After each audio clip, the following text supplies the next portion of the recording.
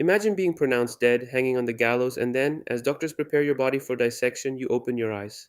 This is not the plot of a horror film, but the true chilling story of Anne Green, a woman who, in 1650, had a brush with death and somehow emerged victorious. Prepare yourself for a journey through time to an age of darkness and superstition, where the line between life and death was as thin as a veil, and where a shocking event would rewrite the very rules of existence. In the heart of 17th century England, in the cold and severe Oxford of 1650, a story so incredible it defied all logic took shape, leaving an indelible mark on the collective memory. An event that not only shocked the era but still forces us to question the deepest mysteries of life and death. It is the story of a young woman, Anne Green, whose name echoes through the centuries not because of a heroic act, but because of a horrific and inexplicable miracle that transformed her end into a new beginning. In those days, life was a fragile breath, and death a constant and often brutal presence. Justice, moreover, was swift, ruthless, and rarely granted second chances. Anne Green, a young servant, found herself at the center of a scandal that was one of the most serious and condemnable crimes of its time: infanticide. The exact circumstances of her alleged crime are shrouded in the fog of time and the selective morality of the time, but the accusation was clear and the sentence equally merciless. In a world where pity was a luxury and guilt was assumed through public shame, Anne's fate was sealed. The sentence brooked no further discussion: capital punishment, a swift and brutal death sentence meant to serve as a warning to all. The day of execution arrived, a grey and windy day, as often happens in the darkest stories. The crowd gathered in large numbers around the Oxford gallows, their faces a mixture of macabre curiosity and awe.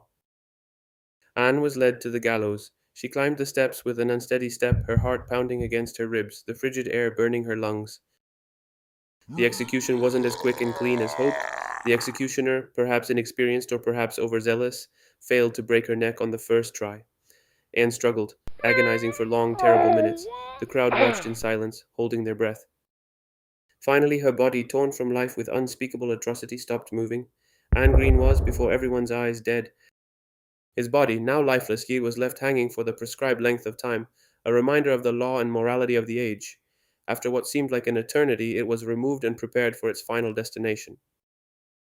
But his ordeal was not yet over. In an era when science was beginning to lift the veil on many of the mysteries of the human body, it was common practice for the bodies of those condemned to death to be handed over to medical schools for anatomical dissection. Anne Green's body was then taken to Oxford University, destined to become an object of study for students and professors, a cold anatomical manual to reveal the secrets of death. Her corpse was carried into the cold, eerie space of the anatomy lab, a place where the silence was broken only by the rustling of equipment and the murmur of doctors busy preparing. Dim candlelight danced across the walls, casting long, eerie shadows that seemed to dance with Anne's fate. There, on a stone table, Anne lay, a pale, inert shadow of the person she had once been. The signs of her terrible punishment were visible: her bruised neck, her drawn features, the rigidity of death already beginning to assert itself. The doctors, men of science, with their minds fixed on their task, prepared to reveal the secrets that his body, now extinct, would have to reveal. Among them were two eminent figures: William Petty, a brilliant anatomist and future founder of the Royal Society, and Thomas Willis, the physician who first described the Willis knot in the brain. They were there to conduct the dissection, to learn and to teach. They weren't expecting anything extraordinary, just another body to work on.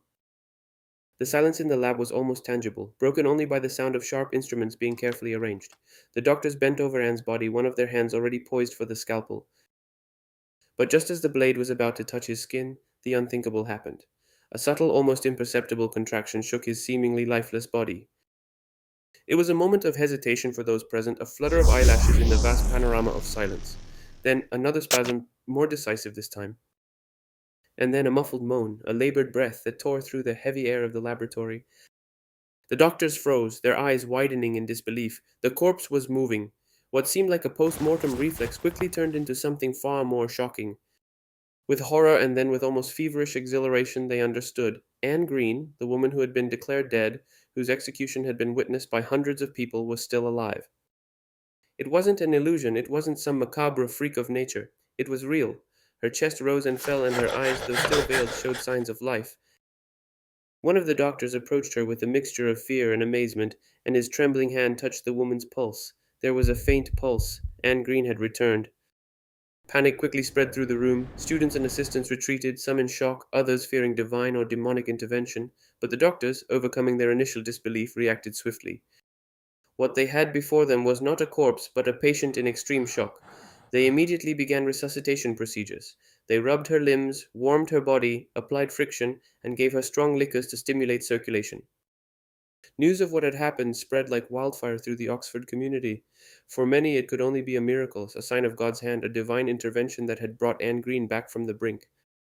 Anne's story became the focus of conversations, sermons, and gossip, fueling both fear and wonder. A woman who had been presumed dead, who had crossed the threshold of the afterlife, had returned among the living, becoming a symbol of the resilience of the human soul and the fragile, unpredictable nature of life itself.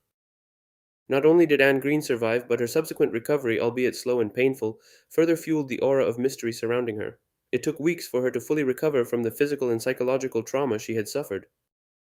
Her voice gradually returned, her strength resurfaced, and with it, her story. The event of her resurrection radically changed her life. The law, faced with such an extraordinary case, found itself at a dead end. Was it possible to re execute someone who had already been executed and whom Providence had brought back to life? The answer was no. Anne Green was pardoned and released, her conviction overturned in the face of what was universally perceived as a higher intervention. She became a symbol of hope and survival, the woman who came back. She married, had children, and lived a relatively long and hopefully happy life. His story, a macabre ballet between death and rebirth, remains etched in the annals of history. It is a haunting and enduring reminder of the fragility of existence, the unexpected strength of life, and the mysteries that still elude our understanding. Anne Green's story reminds us that sometimes reality can far surpass our wildest fantasies.